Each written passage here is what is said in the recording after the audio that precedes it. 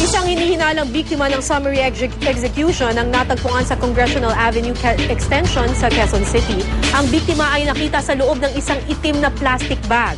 May saksak daw ito at tila nabugbog pa. May news to go si Maria Bulaklak Ausente live. Maria?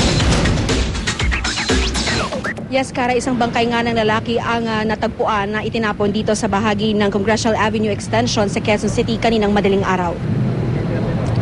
Nakasilid dito sa isang itim na plastic bag. Bandang 1:00 o 2:00 na madaling araw pa napansin ang tila basura lamang na nasa gilid ng kalye kaya ipinagsawalang bahala muna ito ng mga taong dumadaan. Pero nang mag-umaga na, nakita na may daliring lumusot mula sa plastic bag kaya kagad itong inireport ng barangay sa pulisya. Nang buksan ng Scene of Crime Operations Team ang plastic bag, bangkay ng isang lalaki ang nakita. May saksak ito ng hinihinalang ice pick sa dibdib at tila nabugbog pa. Tanging underwear lamang ang suot ng biktima at walang ibang pagkakakilanlan. Hinala ng mga pulis na sa 15 hanggang 18 anyos lamang ang biktima. Ayon na rin sa mga opisyal ng barangay, palagi raw may mga naitatapong bangkay dito. Madalang daw kasing daanan ng mga sasakyan ang bahaging ito ng kalye. Siguro laglag lang yan dyan, nagmamadali lang.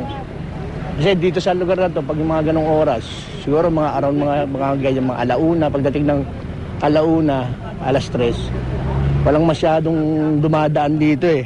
Kaya hanggang sa mga oras na ito, Kara, inaalam pa rin ng mga otoridad ang pagkakakilanlan ng naturang biktima. Maria Bulaklak Ausente, GMA News.